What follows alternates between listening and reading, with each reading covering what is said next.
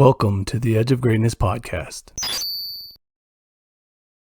For somebody who's wanting or looking to be different, to make a change from maybe not necessarily being negative, but being focused on the wrong thing, how would you recommend them going about changing their mindset or working towards, because you said that they have to be intentional.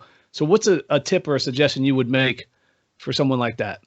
Yeah, I would say two things. So the first one, my brain always goes so fast, I'm going to forget the second one before I get there. But right. The first one is the intention has to be set every single day. So that may mean you show up to practice a few minutes early or the night before, whenever it is. I mean, I know we're all running around. If you're coaching, it's usually not because you have, extra time on your hands. But take that couple of minutes and write something on the top of your practice plan. First of all, if you don't have a practice plan, that's another podcast.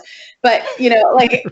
On the top of your plan, write maybe it's a word. Maybe it's something you want to focus. I want to be more patient. I know I haven't been patient this week. I don't feel patient today because work was crazy. I need to really think about being patient in every interaction that I have. Or I need to be more connected today with the athletes.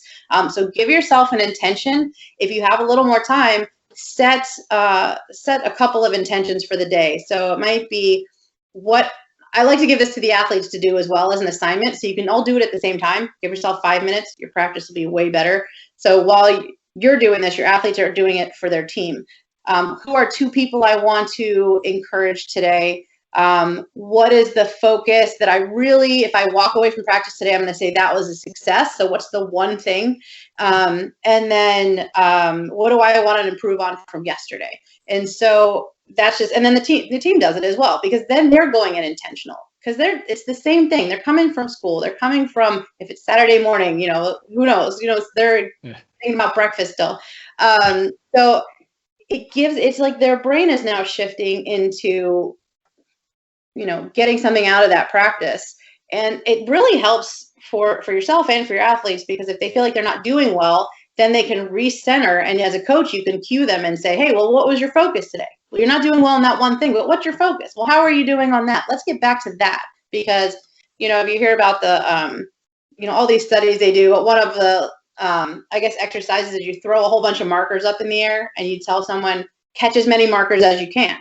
And what happens usually is they can't catch any of them because they're trying to grab all of them. And if you say catch the red marker, they almost always will catch it because they have one thing to focus on.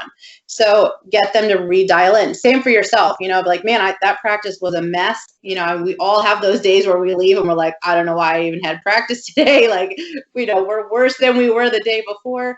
But if you say, well, my intention was to get them really excited about training for something, or my intention was to really improve this one tiny skill that I know is going to affect them later on. Well, did we do that? Oh yeah, we did. The rest of the practice was a hot mess, but I accomplished what I came in here to do. And that kind of keeps you from getting that constant down of I didn't fix everything today, because that's what we want to do, right? Like run the drill until it's right. Yeah, it's not gonna happen in one day. No. So that's one. So be really intentional. And then I remember, I told you I was going to forget what the second one was. Be intentional with what you're going to do at practice. And then I'll just pick another thing. Let's see. I think remind yourself of your purpose and your why all the time. I think that's really important. And we do get away from that because for me, it was two things would come up and they would conflict. And one would be, I really need everybody to be at every single practice, because if you're not here, you don't know what's going on. You're going to be behind. And then when I add you in, even if you learn it, the dynamic is now off because you missed. It's not like I could possibly go over every single correction we did on that practice day. I mean, it's a struggle. But let's say we're dealing with high school kids. Let's say we're dealing with middle school kids, and their aunt's funeral is happening, or they have a band concert. You really can't tell these kids, I'm sorry, you can't go to your band concert. Like, you just can't. You want to. Believe me, you want to. But you can't. Like I had one where it was like, oh, it's my grandfather's 80th birthday. I'm like, okay. I'll be 81 next year. It's fine. Oh, okay. Yeah. So I had to retrain myself to say, what is my job? My job is to get the best out of these kids, this group, with what I have. And sometimes that meant we didn't have a field. And sometimes that meant, weather-wise, and sometimes it meant we barely had any practices. My job isn't to get them to a certain level no matter what. It's to get them to the best place they can be with what we have. And so that reframed it. It took a little bit of pressure off of me because it was like, well, this is the best we can do with what we have. And we did that. And that's great. It was successful. So if someone can't make it to practice, I had to turn around and say, okay, well, who's here? Great. I'm going to train you guys up really, really well, and we're going to do the best we can. And that made me a little more pleasant at practice, and, kind of took me off of, I want to punish everybody because nobody's showing up. I also handed it to the players with, okay, what do you guys want to get out of the season? What's the most important thing? And we would talk about it all the time, talk about what our most important thing was. And, okay, well, how do you think we can get there? And, what's really important that we accomplish to get there? And they'd say things like, well, we need to be at practice. We need to run more. It's great when they tell you they need to run more because, like, oh, all right, now you're all in. Remember when you guys told me you want to run more? You're welcome, right? I'm giving you a gift. That moment. It's giving you what you wanted. Yeah. So when they're all in, it's really incredible how they self-correct. So you realize that when someone says, I can't come to practice, they're not trying to get out of it because they really, really want to be there. They're only not coming if they absolutely can't make it. When it turns on the other side, something about kids, right? If you tell them you have to be here or else, every day they're like, how can I get out of practice? But when they're given it as a, this is what you wanted, I'm helping you, I'm training you, and I didn't have that issue anymore. I knew if someone told me they couldn't make it, that they legitimately had something, because, man, if there was any possible way for them to make it, they were going to be there because they loved coming to practice. And that was a big shift too. They weren't dreading it. I wasn't threatening them after a game. Hey, your next practice, your guys are going to run like crazy. Like, you're going to be miserable. I hear coaches say that all the time. And I'm like, well, good luck having anyone show up to that one. Look, everyone has doctor's appointments on Monday. That's so weird, right? Nobody's coming. If they know they're going to come and they're going to really enjoy practice, that still means train hard. Like, don't get me wrong. Mm-hmm. It's fun, but it is work. But work can be fun if it's pleasant and if they know it's for their own good, and if they know you believe in them and you can't wait to see what they can do. They want to come because they can't wait to see what they can do either. It's just a different atmosphere. Right. No, I like that. And I like that you said it can be fun, but it doesn't have to be easy. Because I think that was one of the things that resonated when I was reading through your story, was that in your mind, you're like, positive, great, rah, rah, you're awesome. I know that you didn't do that well, but so what? But it doesn't have to be, positive leadership doesn't have to be soft leadership. And I think that was one of the big takeaways for me personally, because you always feel like, how do I walk that line between pushing them hard enough and then being a mentor and a friend and somebody that they can confide in as well. So, yeah. I think the way that we say things is so important. That was the biggest shift for me. It was really the way. And so I don't know, what city are you in? I'm in Columbus, Ohio. Okay, you're in Ohio. All right. Well, then you will understand this. So, I moved out to Minnesota, and everybody used to call me East Coast because we're very direct. Okay. The shortest place to your destination is a straight line. It's not running around the bush, right? Like, so I'm going to tell you, I just don't have time. I don't have time. Like, I just want to get this out. So I was very direct. I was very honest. I don't think I was mean. I was never a coach that would yell at them or would say nasty things to them, or, you're lazy, or I never said anything like that. But I would directly tell them, this isn't cutting it. Like, this isn't it. You're not doing it.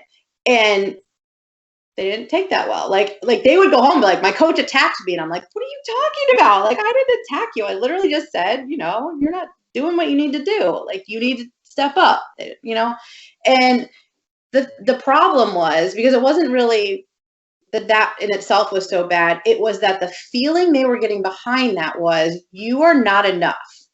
It was a personal attack. And so it didn't matter what words I used, because they were not hearing, I believe in you, I care about you, and this is in your best interest. Now, I knew all those things to be true, but I did what we all do, right? Which is assume that they knew that because I'm their coach and that's my job, that obviously everything I say to you, and because at the first practice I told them over and over again, everything I say to you is to make you better, right? Well, I don't remember that. So I had to rephrase. I had to remember, take the time. And it seems like, I think all the culture stuff seems like extra time. And people say, well, if I have time, I'll add it in. We'll do team building. We'll add a day of this. Well, that's what I did, and it imploded. If you take an extra minute or two and rephrase and be careful of how you say it and when you say it and all those things, then you will save yourself days. I didn't even know how long of fire drills, of parents in your office, of phone calls, of, what is wrong with you? Now I have to sit down and figure out why you're pouting because you've been upset for 3 weeks and we don't have the relationship where we can talk about it. So it's telling someone either you don't even seem like you want to be here today. Like, what are you even doing? Like, that seems, it's true. They may need to hear it, but instead you tell them, man, I remember when I picked you for this team. I remember how you impressed me so much with your focus and your speed. And man, we're really hurting for that today. And I know you seem a little bit off your game. What can I do to help bring that back? Is there a way we can dial that in? Because we are better as a team when you bring that. I mean, the difference between those two is night and day. One of them is my coach needs me right now. I need to dig and work hard for them versus my coach thinks I'm terrible. So what's the point? Nothing I do is right. I keep trying and I just can't get it. So you have a split in the road and you get to pick. Who's the athlete you want on the other side of this conversation, on this other side of this interaction. And when you look at your athlete or you don't look at your athlete, whatever it is, you are creating an outcome and you get to pick. You going left, you going right, and I guarantee you go right, you're going to be way happier with your team's performance on the other end. Yeah, it took a second. Yeah, you didn't get to vent, but you're going to feel better after the other conversation than you would have after the vent. Because after the vent, you really just feel terrible, Oh, yeah. Especially when their body language changes and all of a sudden they're like even slower and less involved and less motivated. And you're like, well, that didn't work. Now yeah, you're just frustrated, and it's not a guarantee like, oh, they're going to be a superstar after I have this conversation, but right. It's going to change the trajectory of where you're going. And in the long run, it's going to come back to you in a positive way, but it's also teaching them to talk to themselves that way. So if we think about the way that we speak to ourselves as an adult, it comes from the way we were spoken to as we were kids. And we absorbed that, right? So that becomes our self-talk. So if we had a negative person in our life, we have negative voices in our head, right? We'll have them anyway, but we'll have more. So these kids are going to hear the voice that we're giving them. I mean, that's a lot of responsibility when you realize that if I talk to them in a way that teaches belief, then when they leave here, they will learn to talk to themselves in a way that teaches belief and to self-motivate. And if I don't, I'm teaching them the opposite. And I don't know if enough coaches really absorb that. And that was a wake-up call for me. Yeah, I think that's very true. I think a lot of coaches struggle with the relationship side of coaching. And I think that's a big part of what you're saying is that when you care enough about the kid that you worry about how your words impact them, I think you take a second to then, instead of just lashing out, you're like, all right, I've seen you play at this level. Where is that person? What's going on? Is something happening at school or is something happening at home? How can I help you today? And it's more about how can I help you than why aren't you doing what I'm asking? Because now you're not helping me. And so I think that's a big piece of serving them instead of them serving you. Like you're trying to help them along instead of the other way around. Thank you for joining us today on the Edge of Greatness podcast. We hope you enjoyed today's episode and join us again next time as we continue to dig deeper into the key components of greatness. The path to greatness is never linear, so remember to keep pursuing greatness no matter what. Keep stretching your abilities, reach for the stars, and fall flat on your face. But no matter what happens, remember, whenever we fall, always get up. Until next time, I'm Charles Schultz, and this was the Edge of Greatness podcast. Thank you for listening to today's episode. Please take a moment now to subscribe, rate, and review our show. We are all on the edge of greatness.